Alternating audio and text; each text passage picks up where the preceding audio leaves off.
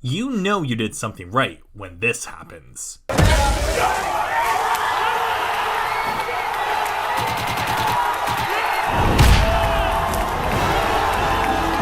With over 27 million units of Super Smash Bros. Ultimate sold, one just has to ask themselves, how does Nintendo do it? Sure, brand familiarity and brand loyalty play a factor, though how Nintendo plans and executes their Smash announcements follows a clever 3-step formula. What makes it clever, you ask? Well, think of it as the Jimmy Timmy Power Hour of marketing, where it combines two different 3-step formulas into one. One from game design, and the other from marketing.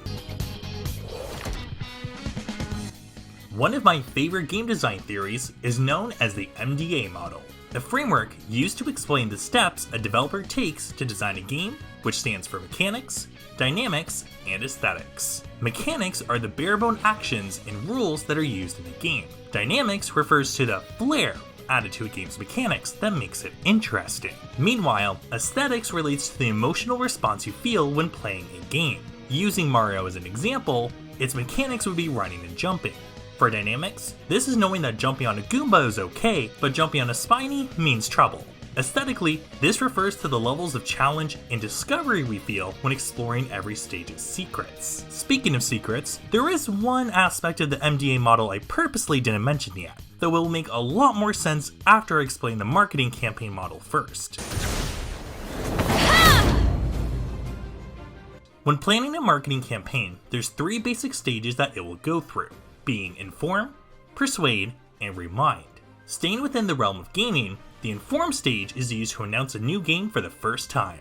The persuade stage is used to explain all the new mechanics added to show what makes it stand out from the crowd. Then the remind stage is used to briefly let players know that the game is coming out soon. Using Kirby and the Forgotten Land, we can evidently see this 3-step formula in action. Back in September 2021, we saw our first glimpse of the game in Nintendo Direct to showcase the usual Kirby gimmicks we're used to, but in 3D. Then, in early February, we received a longer trailer with the introduction of Mouthful Mode, and someone narrating the trailer to break everything down for us. Lastly, we received many short trailers following up to the release, which did not reveal anything new, but just served its purpose to remind us that the game is coming out soon. But why bring this up? Well, going back to our MDA model, the part I didn't tell you is that as gamers, we actually experience this chart in reverse, where our first impression of a game is based on aesthetics and not its mechanics. Then, when you combine both of these models together, they make the perfect marketing model for games. And needless to say, Sakurai understood the assignment. Whenever a new DLC character gets announced, we see it goes through 3 stages. First, the character reveal. This focuses on the informed stage and relies on emotional response, or in other words, aesthetics, from the viewer, since everyone is wondering who is getting in. Then, for the persuade stage, it typically follows with a Sakurai Presents, where he breaks down the dynamics of each character to show what separates them from the rest of the roster. Then finally, there's the remind stage, where multiple social media posts and quick reminders are released to let people know that mechanically, at its core, a new fighter is joining Smash. But that's just scratching the surface, because this model even gets applied to a micro level for each DLC trailer too. Taking Sephiroth's reveal trailer for example, it begins with the informed stage in a CGI cutscene to let us know that Sephiroth is joining the fight. Then, we get a quick showcase of his moves in action to persuade us that he's a force not to be reckoned with.